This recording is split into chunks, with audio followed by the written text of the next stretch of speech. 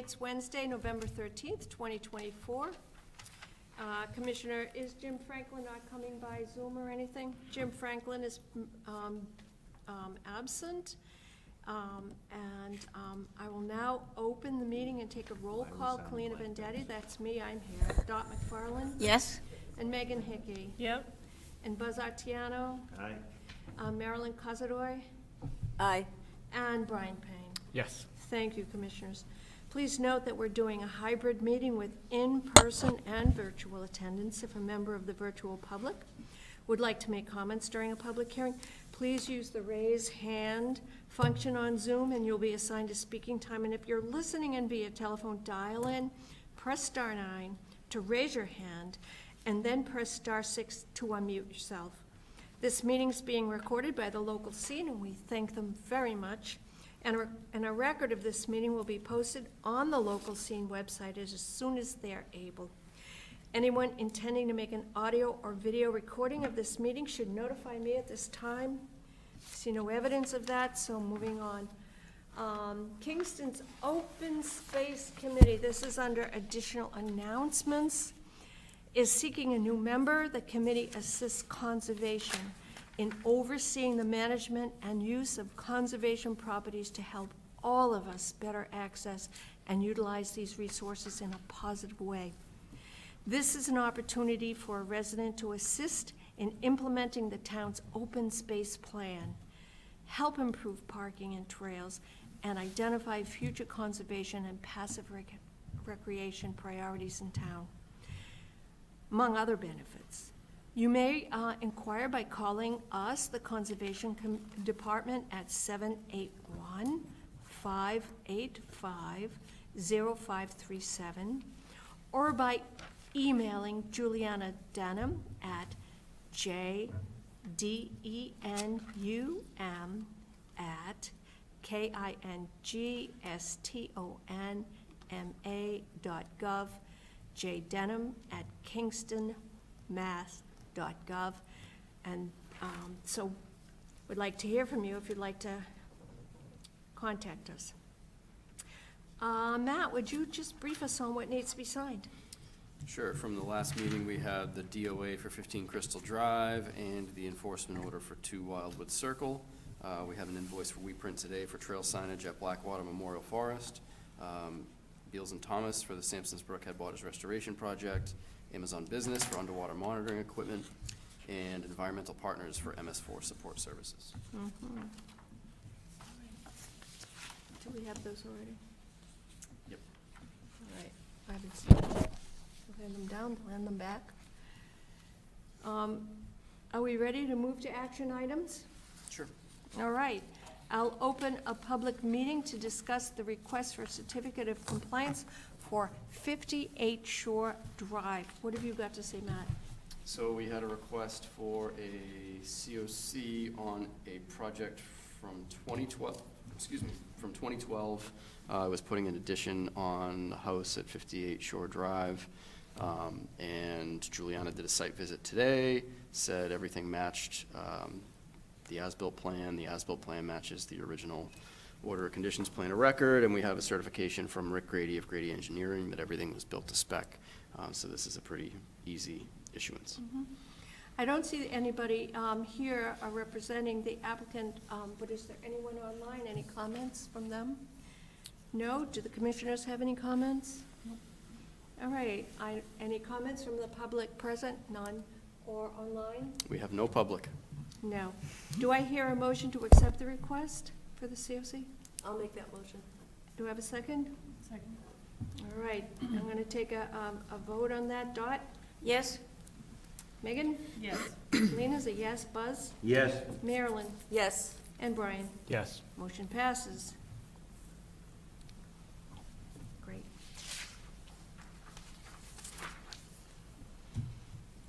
The conservation agent would like to discuss with the commission the November 27 meeting. All right. Let's hear from you, Matt. So we already canceled the December 25th meeting. November 27th meeting is the night before Thanksgiving, and the only thing we had on the agenda was a continued discussion of enforcement at 44 Rabbith Road. I spoke with the homeowner at 44 Rabbith Road and let them know that we were likely to push that off to the first meeting in December, and they had no issue there, so I would recommend that we cancel that meeting, and I will let PAC TV know, or local scene know. PAC TV doesn't exist anymore. Well, we know. But thank you to the local scene.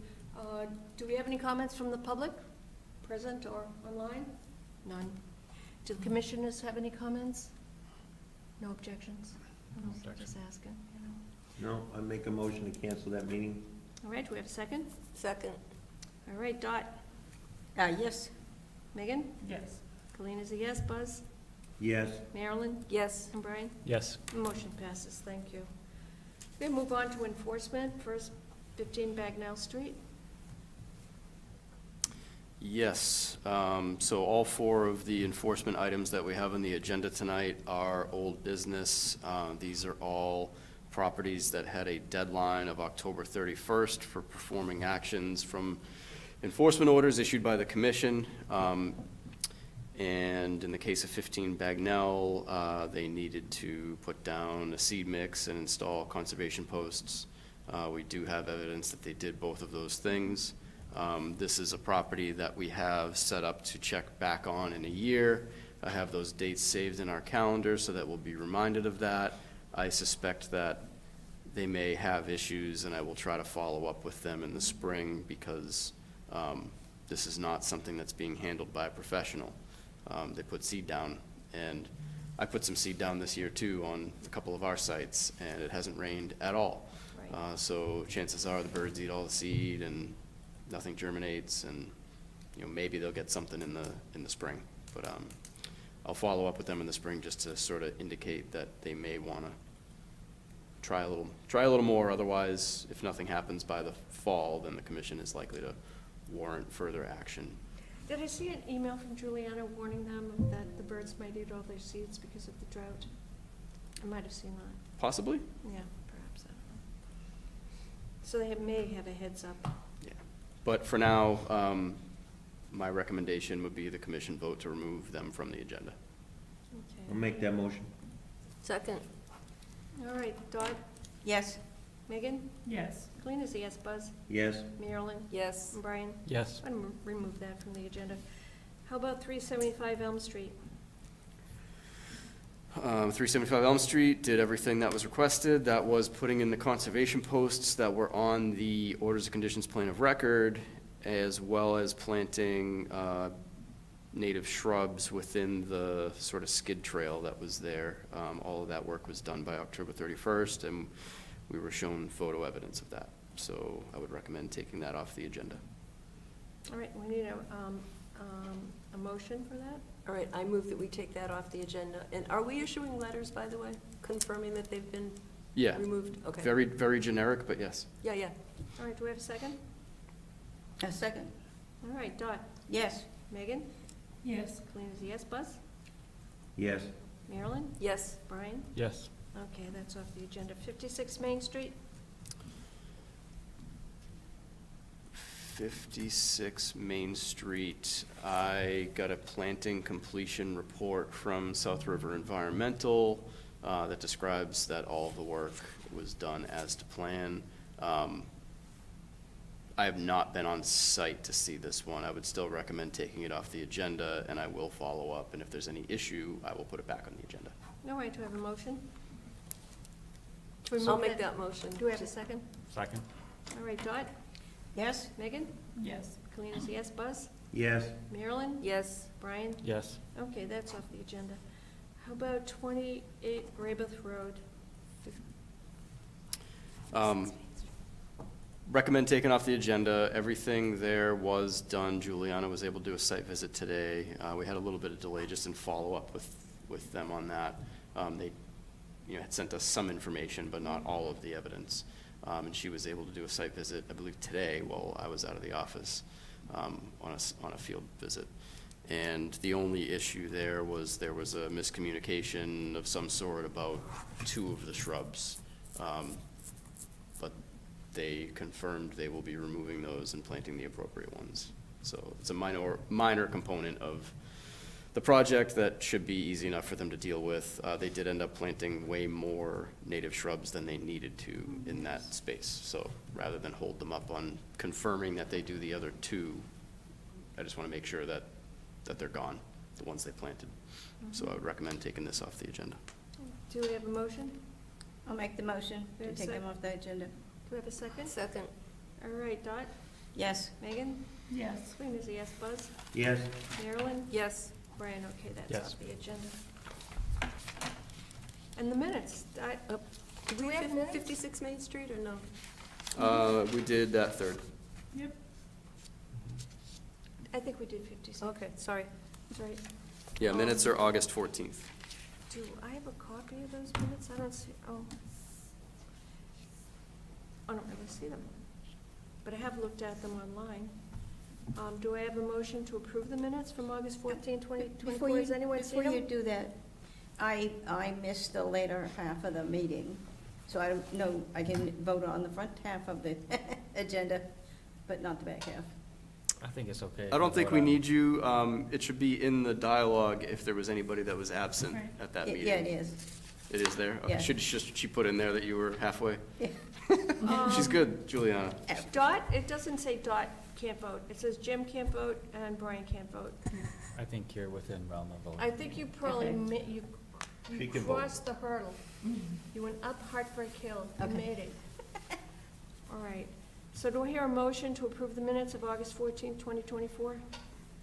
I'll make that motion. Do I have a second? Second. Since you can't vote, you can make a second. You I can can second. vote. No, you can. Oh, Yes, I you was can. absent on that one. You I'm were, sorry. yeah, I'll take I it was back. You said- Okay, so Dot, Yes. Megan, Yes. Colleen, yes, Buzz, Yes. Marilyn? Yes. Okay, the minutes are approved, thank you. Could we have our update on Blackwater Memorial Forest, the restoration project? Yeah, so I emailed everybody, and we've put this all over our social media pages, and we sent out mailers. The tree work portion of the restoration project has started. So Leclerc and Sons Tree Company has been out there since late last week. And the work they're doing now consists of cutting and chipping all of the regenerating trees between the perimeter trail and the perimeter ditches of the old 4-acre bog complex. Those trees will be chipped, and the chips will be pushed into the ditches, and then as part of the later part that's out for bid right now, that will happen over the winter, all of that dirt will be pushed in on top of the chips to fill in the perimeter ditches completely and soften that grade, as well as the rest of the project with pulling the water control structures and reestablishing the upper reaches of Sampson's Brook. So definitely a good thing. Definitely, obviously, is an eye-catching thing. It's very different showing up and seeing, big wide open spaces and a bunch of wood chips, but good time of year to do it, limited wildlife impact, and overall, I think a really good project that's gonna be good for local ecology. All right, anybody want to chip in or weigh in on that? Were the trees hauled away or all chipped? Nothing is being hauled off-site. All of the Okay. chippable material is gonna be left on-site and used in those ditches. Any of the bigger logs are gonna be left on-site because we're gonna need a lot of logs for the restoration project, both in the replacement of the water control structures, as well as, basically the way it's happening is the water's being pushed into the middle ditch that goes north-south, and we'll be using logs, like log jams, to create meander, so that it doesn't just rip down the Okay. middle. It'll create, a Yeah. pathway that will establish itself as a creek over time. Okay. Anything else on that? Just a couple very quick updates before we get to the hearing. I did a site visit today on Martha's Vineyard to see one of the first southern pine beetle infestations in Massachusetts. No So kidding. southern pine beetle is a southern species that's been moving north with climate change, and it infested Long Island in like 2015, decimated their pitch pine stands. And they've been trapping for them up here for years, and around COVID, they sort of blew up and got to a level where they could infest. So they have at least one active infestation on the vineyard and one on Nantucket. One of the tools that you can use to mitigate the impacts of that beetle is thinning. Is what? Thinning. If you have a thinned, they prefer to attack pitch pine up here. They will attack white pine, but they prefer to attack pitch pine. Camp Nikon, one of our sites that has a good pitch pine content, thinning is a management tool to, make it so they can't wipe out the entire forest, because they are capable of that. How does that work? They, thinning? They have Or how does their mechanism works? Basically, the way their pheromones work, they need numbers in order to succeed. They need to kill the tree in order for their young to survive. They can kill a tree in about 6 weeks. So what happens is the tree starts putting out stress pheromones, and then the insects start putting out their pheromones, and it brings them all in. And then if all the trees are close together, it just spills out from there. If you have space between the trees, it really impacts them and their ability to just take over and kill everything. What I saw today was shocking. There's still oaks there, but they're needing to go in and get rid of all the slash for fire hazard reduction and trying to curb the infestation too, which is difficult. So part of why I wanted to go was just to kind of get a little bit more material behind wanting to bring up the Camp Nikon forest management plan for commission, decision at some point on whether we're going to implement some of that. So I likely will bring that forward sometime in the next couple months for the commission to talk about it and make a decision on it. So I imagine I've probably shared that plan with everybody before, but I can send that around again just so everybody can kind of flip through and see what some of the recommendations are. The idea at Nikon is there's marketable timber in there. We have some dead straight big white pines, and those are good for lumber, and we have some oak in there that's decent for firewood. So the idea is we shouldn't have to pay for the work. The work hopefully will pay for itself, and it's just about making sure that the work is done in a way that it limits impacts on the ecology there. So doing it over the winter and limiting skidding and things like that. So yeah, that's something that we'll bring up soon. And just another update, we just hit another milestone for Silver Lake. We're down 4 feet now. How many? 4 feet. So we kicked 48 inches down the other day. I've been working, obviously needed to sort of wait until the election wrapped up locally to see who we had in all of those positions, but I'll be getting back again to aggressive advocacy and trying to put together some promotional materials for people who are on the Brockton water system so that they can understand where their water comes from and what the impacts are, and not just from an ecological perspective, but from a public safety perspective, that they are on a pretty limited water source that has been drained before. We have some photos from 1981, from the early 80s, that are pretty shocking. They pretty much drained the whole lake. What did Brockton do then? I mean, did they develop They a dropped the plan? water level below their intake, and then they got submersible pumps so they could drop it even lower, and then they were trying to see if they could dredge the lake to make it deeper or put wells in the middle of the lake. And eventually what they did was they got emergency authorization to divert 2 million gallons a day out of Pine Brook in Kingston into Silver Lake.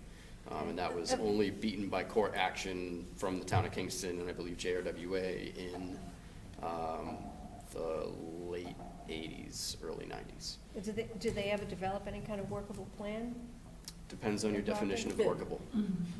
There is, Old Colony Planning Council right now is contracting out a regional water study that is intended to guide some of, what the needs locally.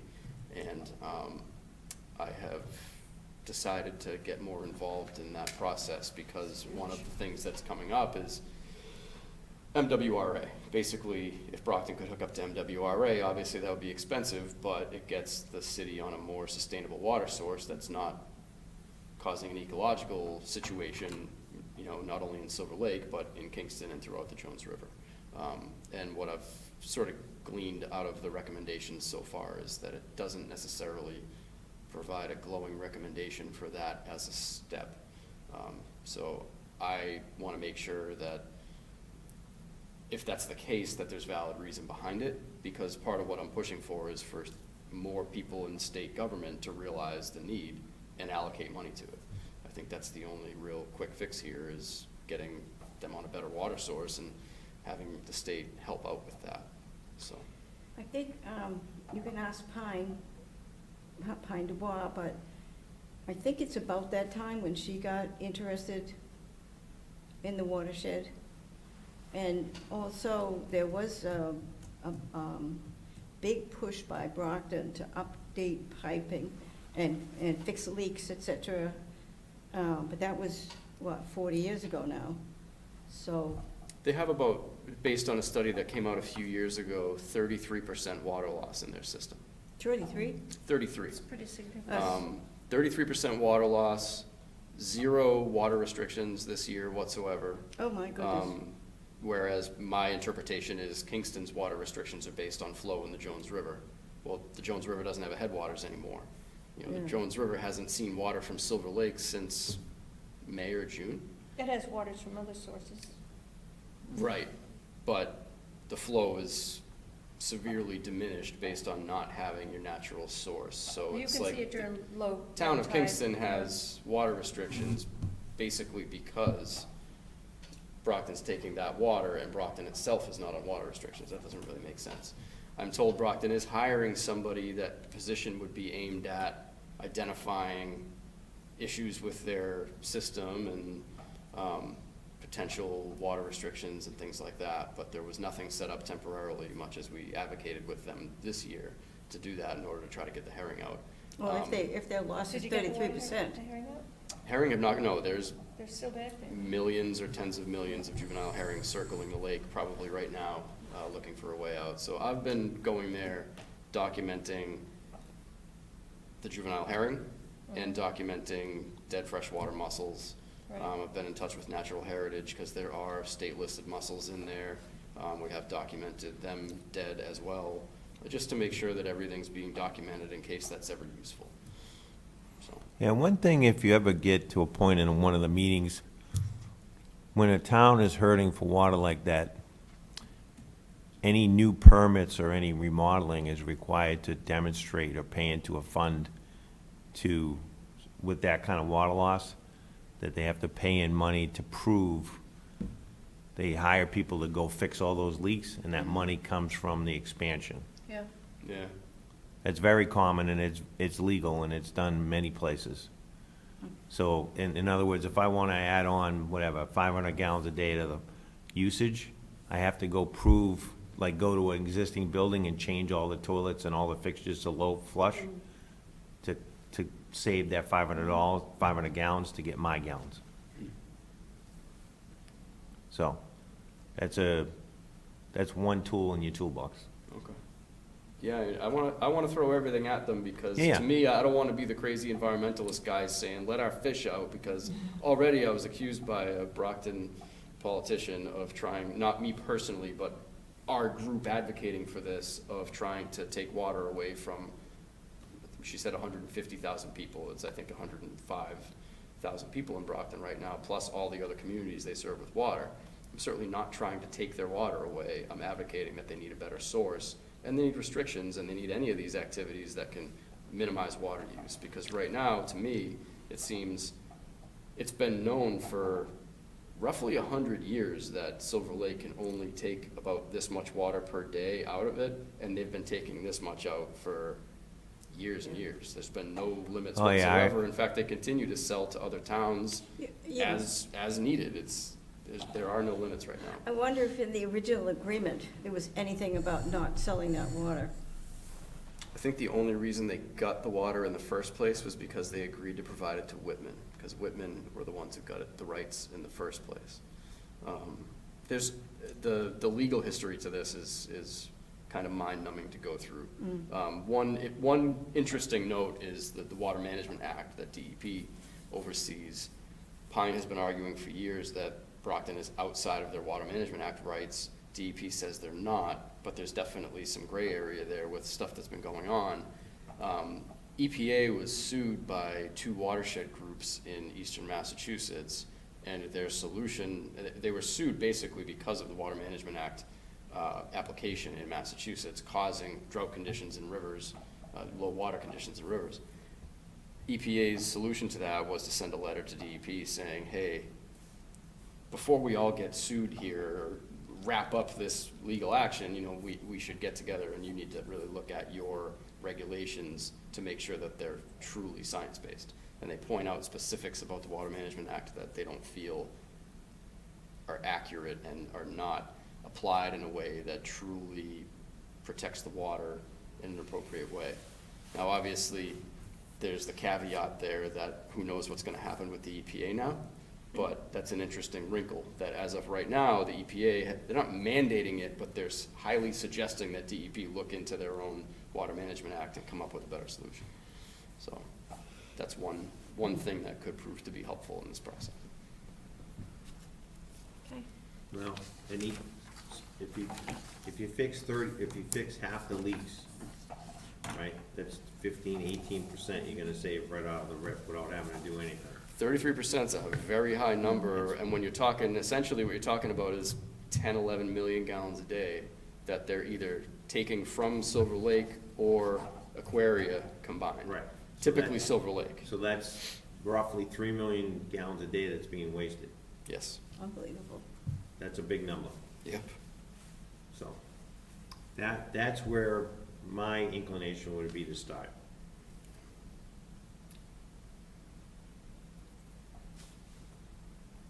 That's all I got for updates. Okay. All right, in 2 minutes, we can move on to public hearings. 6:45. Yep. 6:45. We're already past it.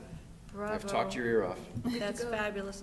Well, we have a public hearing scheduled on to Section A for 70 Summer Street, but I noticed that there's a request to continue it to December 11th. Do I have a motion to continue this hearing to December 11th?